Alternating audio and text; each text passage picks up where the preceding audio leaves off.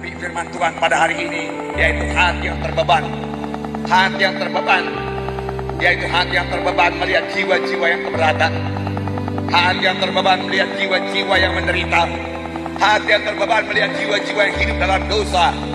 Kita mengetahui manusia yang hidup dalam dosa tanpa beroleh keselamatan, mereka akan menuju neraka selama-lamanya. Neraka itu sangat mengerikan, saudaraku. Sangat menyakitkan, saudaraku. Dan selama-lamanya, saudaraku, biarlah kita rebut mereka, sentakan mereka daripada hukuman yang kekal tersebut.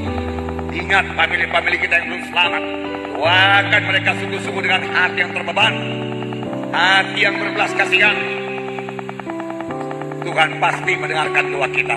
Kalau saya percaya, kalau kita berdoa dengan hati yang sudah terbeban, hati yang merindukan sungguh-sungguh jiwa itu diselamatkan, Tuhan akan mendengarkan. Karena permohonan kita seluruh dengan kehendak Tuhan. Kalau firman Tuhan berkata, Dia sendiri tidak suka seorang pun binasa, tapi Tuhan suka supaya semuanya sampai kepada pertobatan, sampai kepada keselamatan.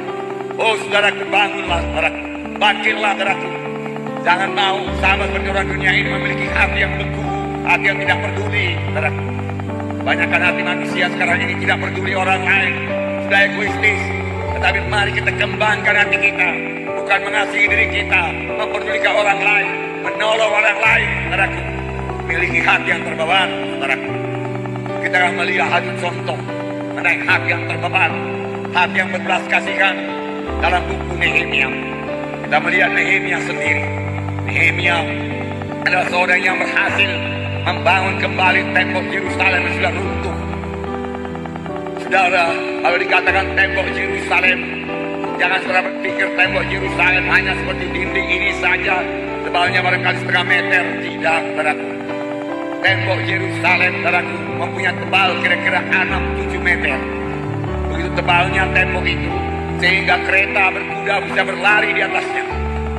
Itu yang akan dibangun, dan itu sudah berserakan, bertaburan karena dihancurkan oleh musuh. Tetapi ada seorang yang terbeban, bukanlah seorang penguasa, bukanlah seorang yang sangat kuat, bukanlah seorang yang sangat berbakat, bukanlah seorang yang sangat pintar, hanya orang biasa saja. Nehemia seorang juru minuman raja, tetapi dia berhasil membangun tembok Yerusalem. Apakah rahasianya, keberhasilannya ini? Berhasil membangun tembok Yerusalem. Saudaraku, saya mau terangkan kepada saudara bahwa Nehemia berhasil bukan karena kekuatan yang luar biasa, atau kuasa yang ada padanya, kedudukan yang tinggi, atau modal yang besar. Bukan. Nehemia berhasil karena karakter. Karena karakter. Saudaraku, karakter rohani ada pada Nehemia. Karakter Tuhan ada pada Nehemia. Saudaraku, karakter Tuhan bukan hanya milik Nehemia. Karakter Tuhan, yaitu Roh Kudus, ditawarkan kepada anak-anak Tuhan pada akhir zaman ini.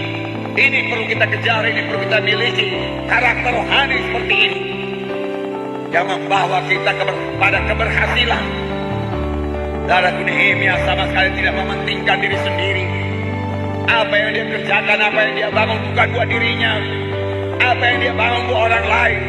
Apa yang dia bangun untuk kemuliaan bagi nama Tuhan. Yerusalem jangan disemaukan orang, tetapi Yerusalem mempermuliakan nama Tuhan. Dia tidak membangun kerajaannya. Dia tidak membangun kerajaannya. Dia tidak membangun kerajaannya. Amin. Dia membangun kerajaan Tuhan. Amin.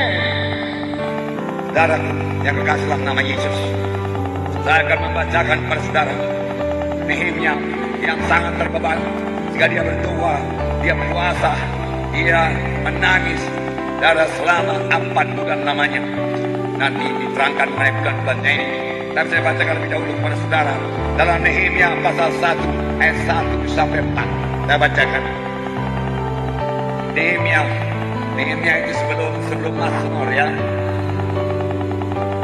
Nehemia pasal 1 ayat 1 sampai 4 saya bacakan. Riwayat Nehemia bin Hakaldia.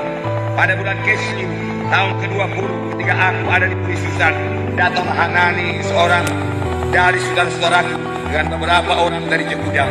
Aku menanyakan mereka tentang orang-orang Yahudi yang terluput, yang terhindar dari penawanan, dan tentang Yerusalem. Kata mereka kepada aku, orang-orang yang masih tinggal di daerah sana yang terhindar dari penawanan, ada dalam kesukaran besar dan dalam keadaan tercela. Tembok Yerusalem telah terbongkar dan pintu-pintu gerbangnya telah terbakar.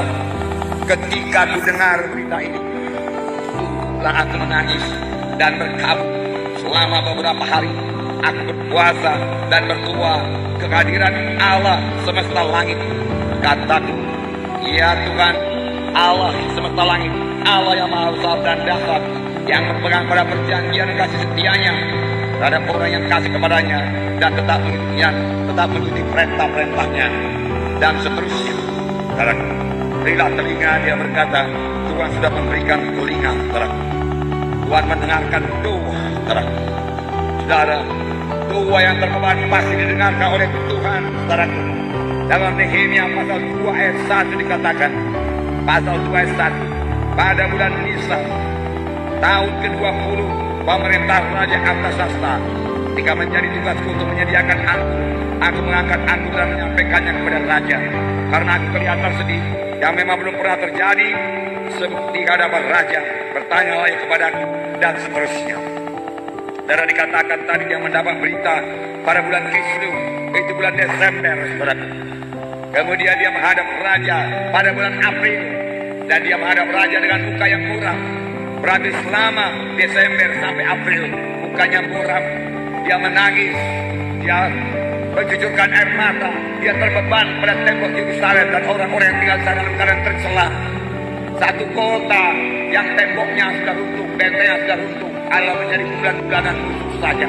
Tidak ada benteng sama sekali. Segala musuh boleh datang, merampok, merampas dan berbuat kejahatan yang lain. Ini sangat terbeban, memberati hati dari Nehemia. Dan dia berdoa, puasa, menangis, berkabut selama 4 bulan. Dan kalau kita baca buku Nehemia ini, dia membangun tembok Yerusalem hanya dalam tempo 52 hari. Lebih banyak berkabut, lebih banyak jam-jam doanya daripada waktu yang dipakai untuk membangun tembok itu sendiri. Inilah dia orang yang berhasil.